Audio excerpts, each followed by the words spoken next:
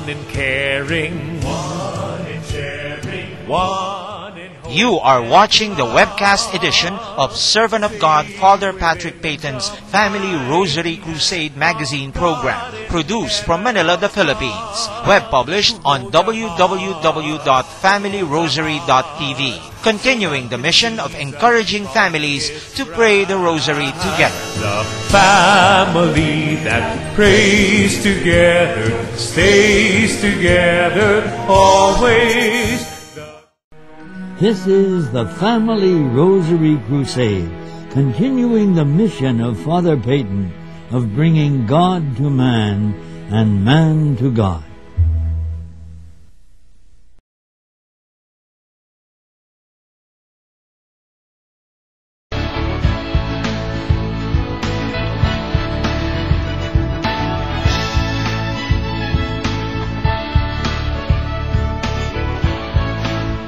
Magandang araw. Ako po si Ces Datu at kayo nanonood ng mga kwentong buhay dito sa Family Rosary Crusade ng Servant of God na si Father Patrick Peyton. Last week, nakilala natin si Aris Racing na nagpaplano pa lamang mamuhay bilang may asawa ng dapuan ng glaucoma at tuluyang mabulag. Sundan natin ang kanyang salaysay. Sandaling nag-live-in sina Aris at Mona bago tuluyang nakasal sa Bulacan kung saan na rin sila nanirahan. Hindi naglaon, isinilang si Joanne, ang kaisa-isang anak ni na Aris at Mona. Hindi na nasilayan ng mga paningin ni Aris si Joanne na lumaki sa mga tiyahin. Samantala, dahil sa kapansanan ni Aris, ay nagpa siyang mag-abroad si Mona bilang mananahi. Nung araw ko, ang problema namin itong bata, yung si Joanne. Wala, pinanganak ko si Joanne. Oo, pinanganak ko. Bali, nag-usap kami mag-asawa na kung kat maaari, yung bang pagtulungan namin na mapag-aral itong bata. Si Aris naman ay nag-aral sa isang vocational school at kasalukuyang naghahanap buhay bilang blind masseuse. Nag-aral ako sa NVRC, National Vocational Rehabilitation Center. Nag-aral po ako ng reflexology. Kumuha rin ako ng DOH licensure exam. Nakapasa rin po ako ron eh. Ayon kay Aris, mahirap man maging bulag, ay natanggap na rin niya ang kanyang kalagayan sa paglipas ng panahon. Nakikinig ako sa radyo kasi nung buhay pa si Father Ben Carion, yun ang mismong narinig ko sa radyo na kung wala ang pag-asa wala na kayong pag-asa sa tao, ang Diyos merong binibigyan kayo ng pag-asa sa inyo. Naging malapit ako, gusto kong mag-aaral ng mapakinggan yung salita ng Diyos. Gusto kong makabasa hanggang sa nandito na ako roon. Nag-aaral talaga akong bumasa. Yung Braille, reading and writing, English and Filipino Braille, kabisado ko ngayon. May advantages din daw ang pagiging bulag at may mga sitwasyong nagagamit niya ang kanyang sense of humor. Yung mga ibang sense na lumalakas ho. Halimbawa yung pandinig, lahat ng pumapasok yan, makikilala mo na. Ginagawa namin, para bang, halimbawa kung naglalakad kami nung nag-aaral pa ako, pag sinabing, kanina ba sasakyan itong kotse, pinarada pa sa daan natin. Diba natatawa kami yung sa sarili lang namin, pero natatawa lang kami, pero actually, hindi dapat kami magreklamo doon eh. Dahil yung kalsada para sa sakyan yun, hindi para sa mga naglalakad na mga bulag na ako. Nasa college na si Joanne nang makasama ang ama sa iisang bahay. Ayon kay Joanne, parang magkabarkada ang trato nila sa isa't isa. Makulit kasi si tatay eh. Yung bang manunukso, lagi niya ako kinukulit. Yung bang kuwari mo, inilagay ko ika dyan. Tapos sasabihin niya, hindi ko ika nakita. Malamang, hindi mo nakita kasi wala kang paningin. Sabi kong gano'n. Yung mga simpleng bagay, kinukulit pa niya talaga. As in talagang nakikipagtalo pa siya. Yung bandang huli, bibiruin ka. Kung kailan galit na ako, tsaka niya sasabihin, joke lang. Psychology major si Joanne at gustong maging guro. Ngunit naantala ang mga plano nang mabuntis ito sa unang boyfriend. Nagkaanak si Joanne pero nahiwalay sa boyfriend. Si Aris mismo ang tumutol sa kanilang pagsasama. Dahil plano ko ipakasal na yun, dalawang yan noon. Magde-December noon, nung masyadong kuhan yung lalaki, yung para bang, kumbaga sa kuhan palaaway yung lalaki. Siloso. Ganun.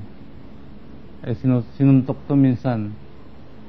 Ayaw ko naman ko, pag-aralan mo yung kuhan, yung sitwasyon mo, kung papakasal kayo, parang nagpakasal kayo, forever na yun. Humingi rin ako ng payo sa mga pare na pag mo muna pakasal, kunin mo muna yung pagsama nila kung magkakasundo ba. Hindi magkasundo. Sa pangalawang boyfriend nakasal si Joanne at nagkaanak uli rito. Masaya si Aris sa piling ng kanyang solong anak at pamilya rito. Si Mona naman, tuloy ang kayod sa Hong Kong at madalas ring umuwi, lalo na kung namimiss niya ang kanyang mag-anak rito. Madalas pag Pasko. Pero kahit naman minsan pag emergency, umuwi na yun eh.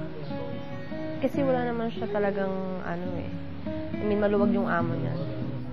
Everyday ko, tumatawag ko yun. Paano nananatiling buo ang pamilya Rasing?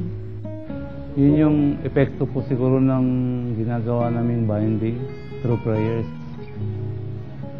Kasi everyday ko, nagdarasal ako ng Holy Rosary. Ayon kay Aris, may dahilan ang lahat ng bagay sa mundo, pati na ang kanyang pagkabulag. Sa pag-aaral ng Biblia noon, dapat matanggap yung totoo, sabi ng upang makalaya. Saliksihin mo ang katotohanan at ang katotohanan na yun ang magpapalaya sa'yo, sabi ng Panginoon. Kaya, through nung sa magitan ng pag-aaral ng Biblia din, para ba lumiliwanag din may purpose ang lahat ng bagay. Kasi may mga instances nung anong year yun na nag-start ako ng yung mga praying over ng may mga pinagdadasal kasi kaming gumaling sa mga cancer. Ba't hindi ikaw gumaling? Bakit yung iba gumagaling daw? So ikaw sabi ko, meron panahon sa lahat ng bagay ako naman. Yung sa aking panahon, ang Diyos ang nakakalam noon na siya nakakalam noon kasi ako'y sumusunod lang kung anong kalooban niya, yun ang susundin ko lang. Malakas ang kanyang pananalig na balang araw ay makakakita siyang muli. Pero talaga pinagdarasal ko rin na gumaling ako. Someday, gusto ko rin, parang may mga namimiss kasi ako tulad nung dati ako nagdadrive kasi. Yun namimiss ko yan.